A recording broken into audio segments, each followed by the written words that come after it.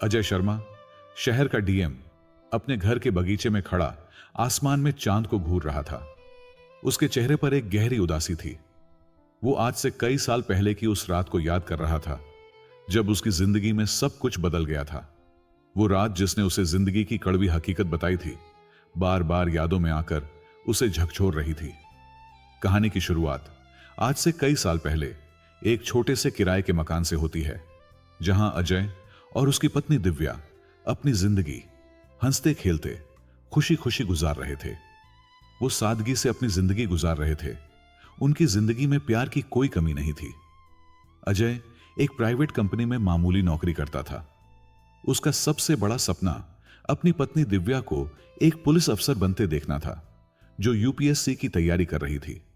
उसका यह सपना अजय का अपना सपना बन चुका था। वो दिव्या की तैयारी में उसका साथ देता, सुबह जल्दी उठकर उसके लिए चाय बनाता और रात भर जागकर उसकी पढ़ाई में मदद करता, जैसे किताबों से जरूरी टॉपिक्स ढूंढ ढूंढ कर निकालना वगैरह। अजय अपनी मामूली तनख्वाह से घर चलाता और बाकी पैसे बचाकर दिव्या की कोचिंग फीस और किताबें खरीदने में खर्च करता, ताकि उसके सपने पूरे हो सकें। इस सपने को पूरा करने के लिए अजय ने अपनी पुरानी मोटरसाइकिल तक बेच दी थी। दिन बीतते गए और फिर वो दिन आया जब दिव्या ने यूपीएससी का एग्जाम पास कर लिया। दिव्या और अजय की आंखों में खुशी के आंसू थे। दिव्या ने अजय का हाथ अपने हाथ में लिया और कहा, थैंक यू अजय, आपके बिना यह मुमकिन नहीं था। अजय ने उसके माथे को चूमा और उसे गले से लगाकर कहा, दिव्या, यह आपकी मेहनत का फल है, आपने कर दिखाया। दिव्या ने फिर कहा, अजय, अब हमारे दिन बदल जाएंगे।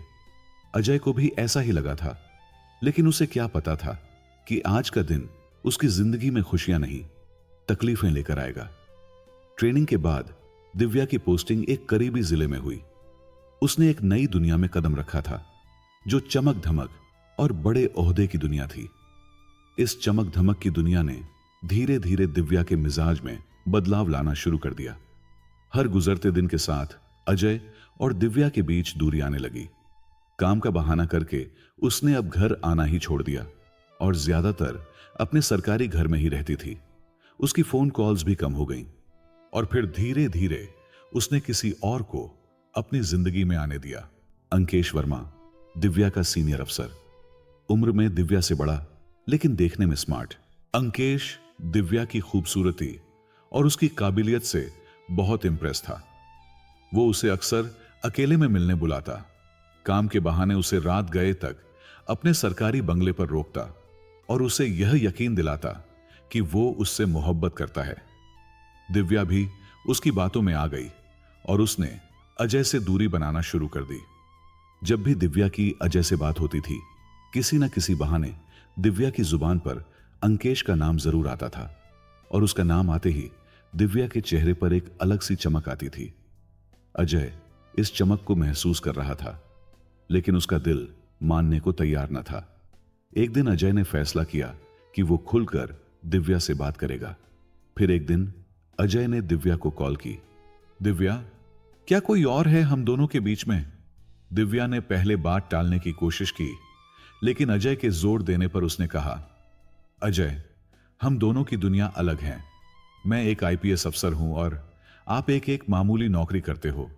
यह रिश्ता किसी भी तरह से बैलेंस नहीं लगता। मुझे माफ करना, मैं अलग होना चाहती हूं। मैं अंकेश से मोहब्बत करती हूं। मैं दुआ करती हूं कि आपको कोई अच्छी सी लड़की मिले। अजय कुछ कहना चाहता था, लेकिन उसके गले में जैसे कुछ फंस गया हो। दिव्या, मैं आपसे प्यार करता हूं, दिव्या ने कहा। सॉरी अजय, मेरी जिंदगी और मेरा स्टेटस अब बदल गया है। मैं आपको अब उन लोगों से नहीं मिला सकती जिनके साथ मेरा उठना बैठना है। हमारा स्टैंडर्ड और हमारी क्लास अब बिल्कुल अलग है। यह कहकर उसने कॉल काट दी। अजय की जिंदगी में जैसे कोई तूफान आ गया। वो बिल्कुल अकेला पड़ गया। उस रात के बाद अजय की दुनिया पूरी तरह से बदल गई। वो अपने आप को एक ऐसे समंदर में अकेला महसूस कर रहा था जहां कोई उसका साथ देने वाला नहीं था। उसकी पत्नी दिव्या, जिसके सपनों के लिए उसने अपनी पूरी जिंदगी लगा दी थी, अब उसे छोड़कर जा चुकी थी। उसके अल्फाज, मुझे किसी और से मोहब्बत है, उसके दिल में कांटे की तरह चुभ रहे थे। उसका दिल टूट चुका था, मगर उसने अपने हौसले को टूटने नहीं दिया। इस दर्द और उसके सबसे करीबी इंसान की बेवफाई ने उसे एक नया मकसद दिया। उसने फैसला किया कि वो इस नाइंसाफी और इस दर्द को हथियार बनाकर खुद को एक ऐसे मुकाम पर पहुंचाएगा जहां कोई भी उस पर उंगली न उठा सके। वो कमरा जो कभी उसके और दिव्या के सपनों का हिस्सा था, अब उसकी तन्हाई और नए इरादों का ठिकाना था। वो दिन में ड्यूटी जाता और रात का सारा वक्त यूपीएससी की तैयारी में लगा देता। उसका दर्द, उसका गुस्सा, उसकी मायूसी सब उसकी मोटिवेशन बन गए। उसने हर उस बेइज्जती और हर उस बेरुखी को याद किया जो उसे मिली थी। उसने अपने दिल में एक आग जला दी, नाइंसाफी और बेवफाई के खिलाफ लड़ने की आग। वो दिन रात एक करने लगा। दिन में काम और पूरी रात जागकर पढ़ाई करना अब उसका रूटीन बन गया। खाने पीने का भी उसे होश नहीं रहता था।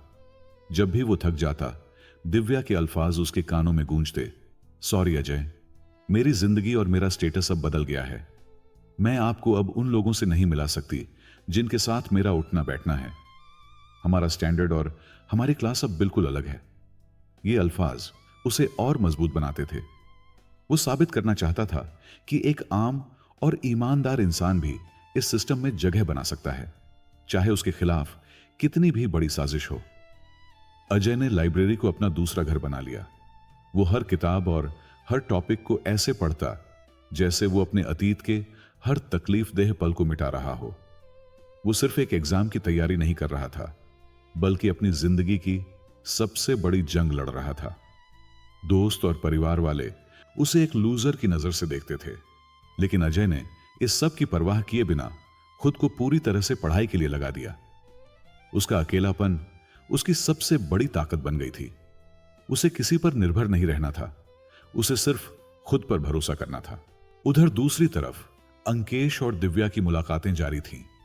दिव्या अंकेश के प्यार में पागल थी और उसकी हर बात पर यकीन करती थी। उसे यकीन था कि अंकेश उससे शादी करेगा। लेकिन एक दिन जब दिव्या ने अंकेश से शादी की बात करनी चाही, तो अंकेश ने पहले बात टालने की कोशिश की, लेकिन जब दिव्या ने जोर दिया तो उसने मुस्कुराकर कहा, मैं आपसे शादी नहीं कर सकता। मेरी सगाई पहले ही हो चुकी है और वैसे भी मैंने तुम्हें कभी भी शादी का वादा नहीं दिया था। दिव्या ने टूटे हुए दिल से कहा, अंकेश, मैंने आपके लिए अपने पति अजय को छोड़ा। आप मेरे साथ धोखा नहीं कर सकते। अंकेश ने सख्त लहजे में कहा, मैंने कोई धोखा नहीं दिया। तुमने हमारे इस रिश्ते को अगर प्यार समझ लिया तो वह मेरी गलती नहीं। तुम करो शादी किससे करनी है, लेकिन आगे से कभी मुझसे शादी की बात मत छेड़ना। इस पल दिव्या को लगा जैसे किसी ने उसके वजूद को तोड़कर रख दिया हो। उसे पहली बार अपनी बेवकूफी पर अफसोस हुआ। उसकी आंखों के सामने अजय का चेहरा घूमने लगा, वही अजय जिसने उसके सपनों के लिए अपनी जिंदगी की सारी खुशियां कुर्बान कर दी थीं। उसे अजय की मोहब्बत याद आई, जिसमें कोई शर्त नहीं थी, कोई झूठ नहीं था। उसने सोचा कि वो चकाचौंध के पीछे भागते भागते क्या खो बैठी है। उसे अपनी गलती का शिद्दत से एहसास होने लगा, लेकिन अब बहुत देर हो चुकी थी। 3 साल बाद जब यूपीएससी का फाइनल रिजल्ट आया, all India rank 19, Ajay Sharma IAS. अपने छोटे से किराए के कमरे में जब अजय ने अपना नाम देखा तो उसकी आंखों में आंसू आ गए, लेकिन इस बार ये आंसू दर्द के नहीं बल्कि खुशी और सुकून के थे। यह उसकी जीत थी, उसकी सेल्फ रिस्पेक्ट की जीत। पूरे देश में उसका नाम था।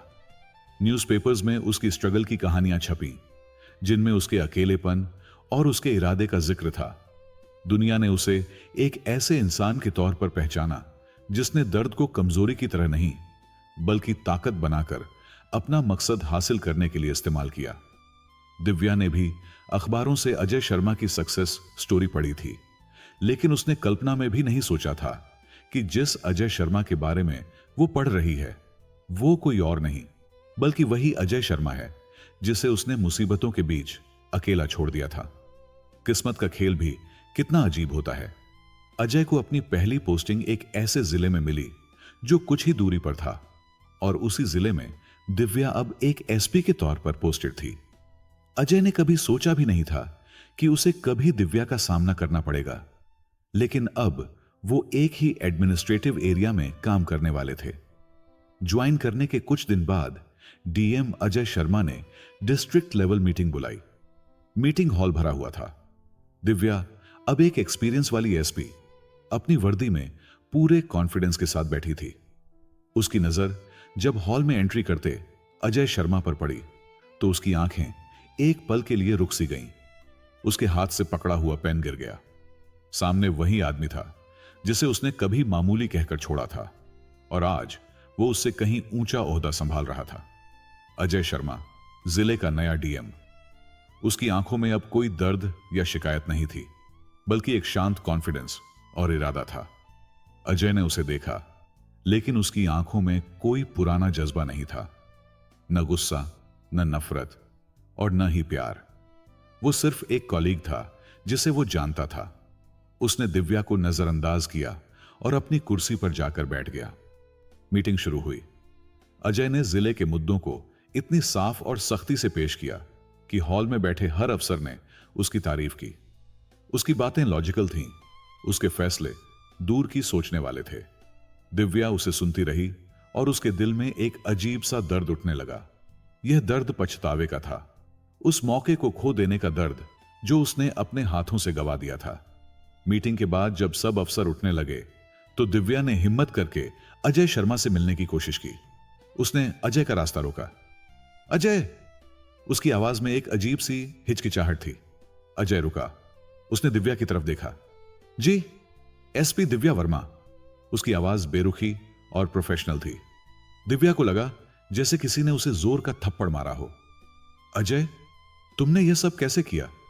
उसकी आवाज में हैरानी और एक अजीब सी मायूसी थी। अजय ने एक ठंडी मुस्कान के साथ कहा, जब दिल टूटता है तो इंसान या तो बिखरता है या बनता है।